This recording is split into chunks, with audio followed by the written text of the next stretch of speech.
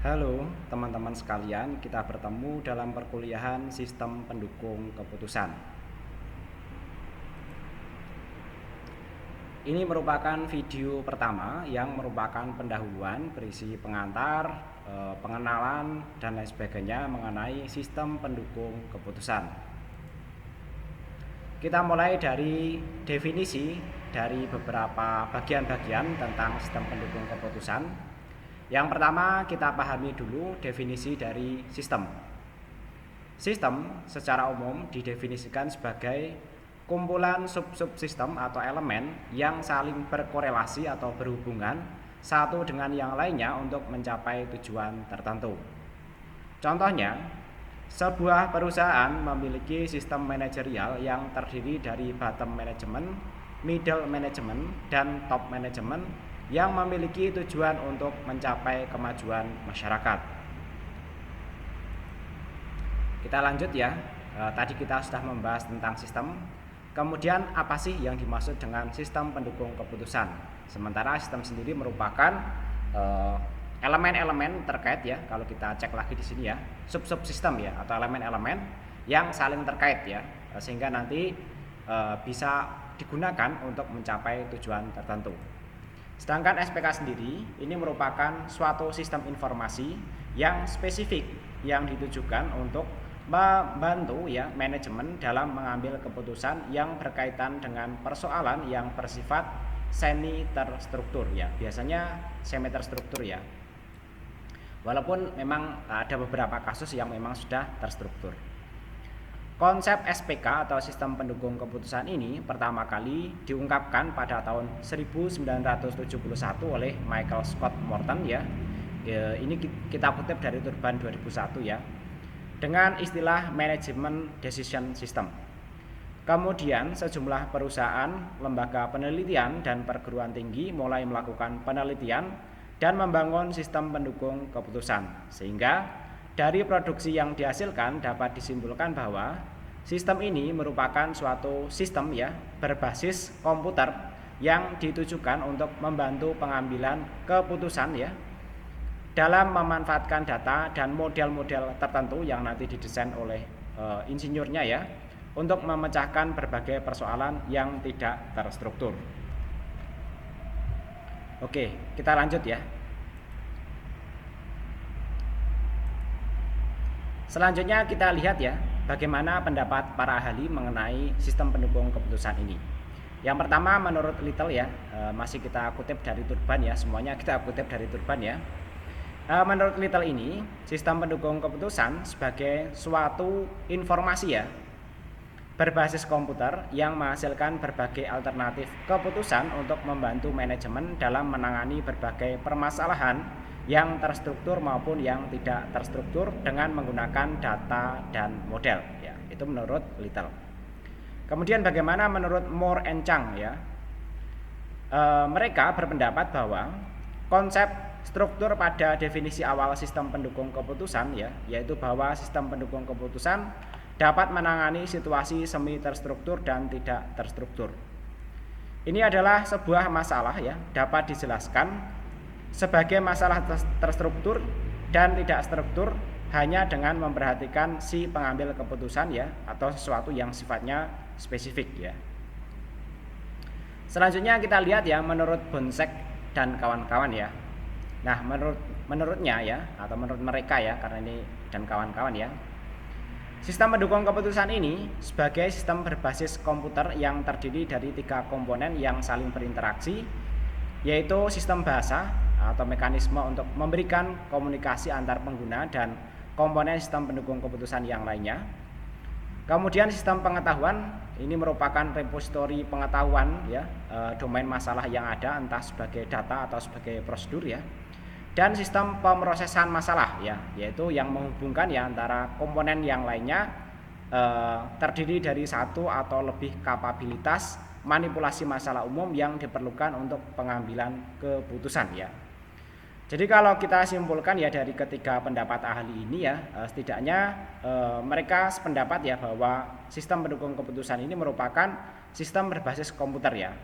Kemudian yang disepakati oleh 3 para ahli ini ya. Ini tujuannya untuk menyelesaikan masalah ya, atau ini ya, membantu membuat keputusan dalam penyelesaian masalah ya.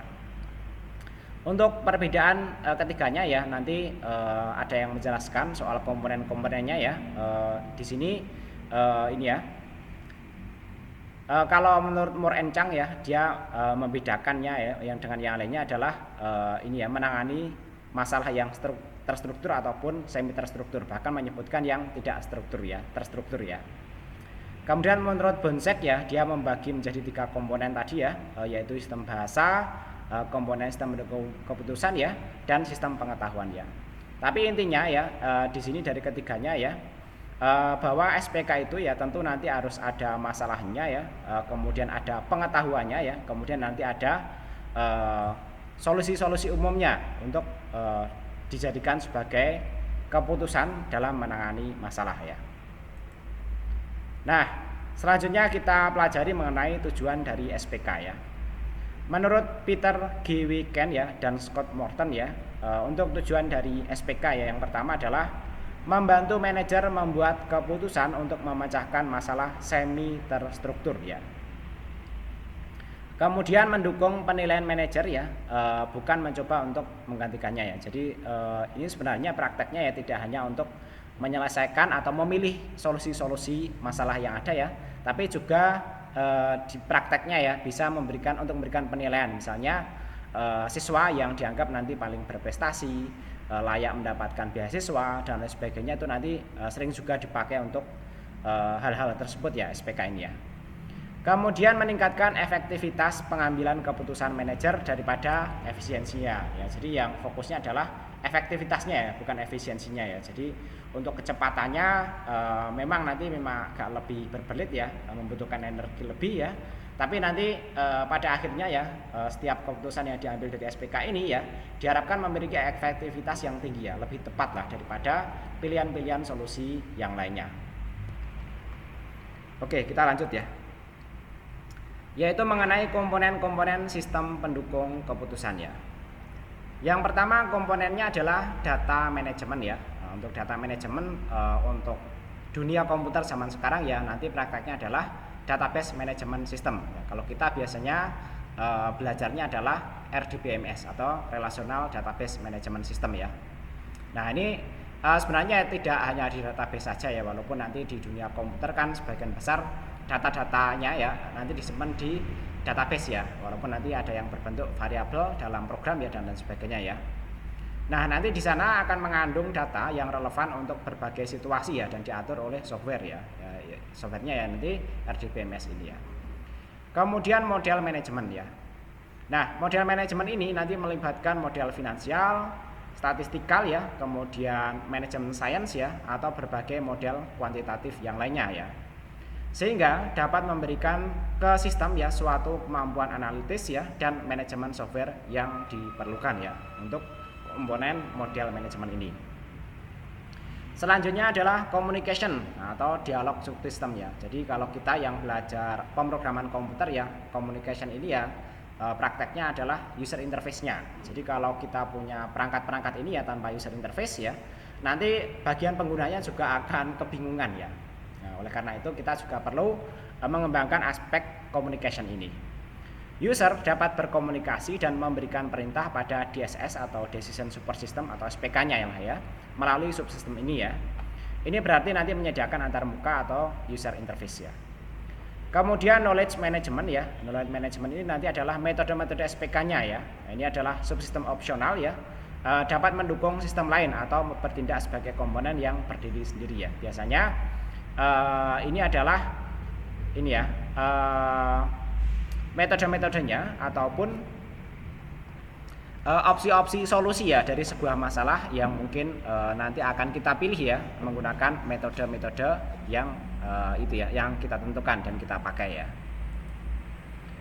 Lanjut ya, kita bahas mengenai fase proses pengambilan keputusan ya. Jadi nanti secara sederhana ya, keputusan itu diambil berdasarkan intelligence ya.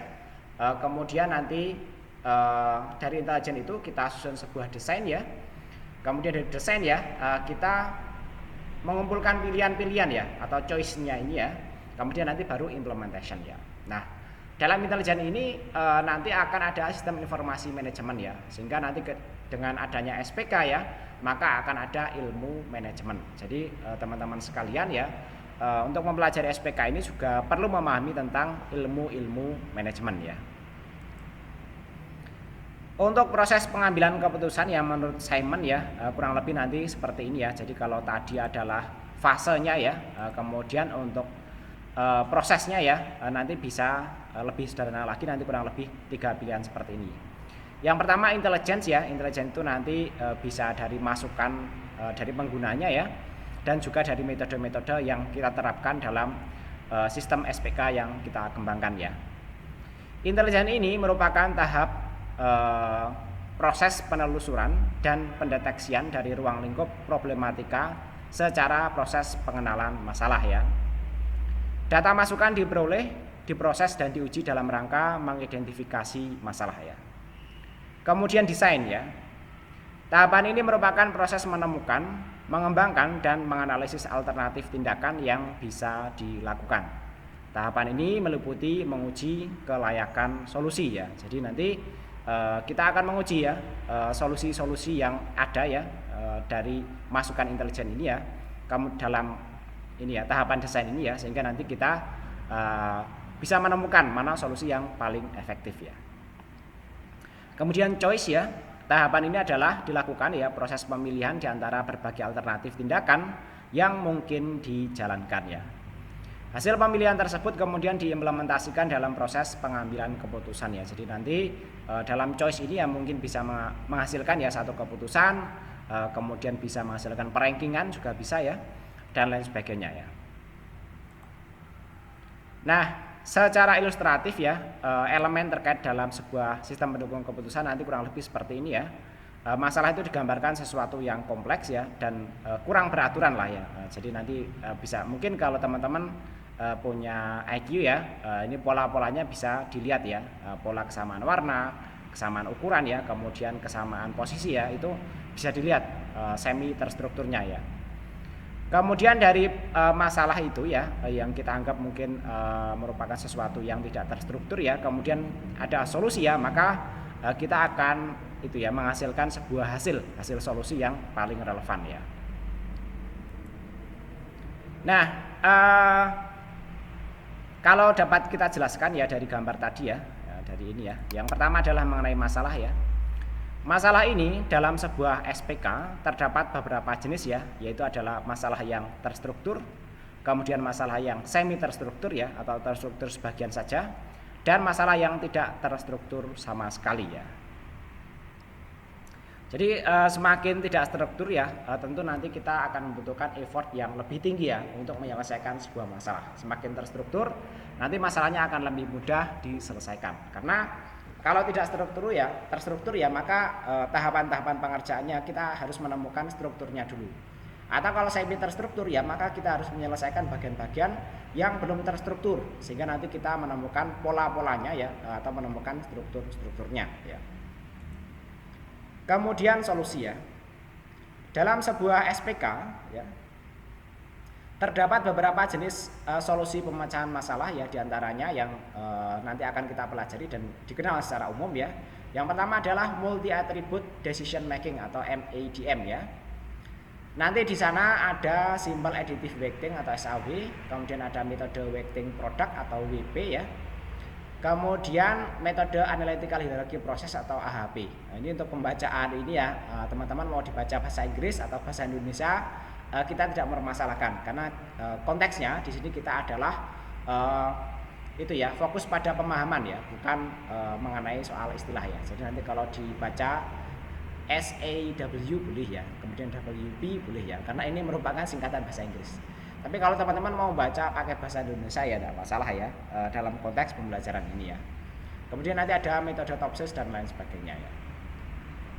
Kemudian ada metode multi criteria decision making atau MCDM ya. Kalau tadi yang banyak itu atributnya ya. Tapi kalau yang kedua ini merupakan yang banyak adalah ini ya, kriterianya ya. Jadi kriteria pilihannya. Kalau atribut itu nanti biasanya atribut dari kriterianya ya. Kemudian kriterianya yang banyak juga bisa ya. Nanti ada pilihan metode ya, ada metode Promiti, ada metode Elektri ya, kemudian ada metode Oreste, kemudian ada metode entropi dan lain sebagainya ya. Kemudian pilihan lainnya nanti ada metode Multifactor Evaluation Process atau MFEP ya. Kemudian ada metode Multi Attribute Utility Theory atau MAUT ya. Kemudian ada metode FMADM atau Fuzzy Multi Attribute Decision Making. Ini sebenarnya modifikasi ya dari metode multi attribute ini ya. Nanti ada FAHP, FSAW dan lain sebagainya ya. Oke, kita lanjut ya. Yang terakhir adalah hasil ya. Hasil atau keluaran dari sebuah sistem pendukung keputusan yaitu berupa sebuah keputusan yang dapat dijadikan sebagai tolak ukur sebuah kebijakan dari sebuah masalah yang diteliti atau dibahas. Keputusan merupakan kegiatan dari memilih suatu strategi atau tindakan dalam pemecahan masalah tersebut ya. Tindakan memilih strategi atau aksi yang diyakini manajer akan memberikan solusi yang terbaik ya atas sesuatu disebut sebagai pengambilan keputusan ya. Jadi biasanya ya dalam suatu masalah itu kan alternatif dari solusinya kan banyak ya. Kemudian kriteria-kriterianya juga banyak ya. Kemudian apa yang terbaik itu akan lebih baik ya kalau kita menyelesaikan dengan SPK ini ya. Tujuan dari keputusan adalah untuk mencapai target atau aksi tertentu yang harus dilakukan ya. Baik, saya kira demikian untuk pengantar dari SPK ini ya. Jika teman-teman ada diskusi, pertanyaan ataupun koreksi ya, saya terbuka saja ya. Silahkan disampaikan melalui kolom komentar ya. Kita berdiskusi secara konstruktif dan secara positif. Terima kasih. Assalamualaikum warahmatullahi wabarakatuh.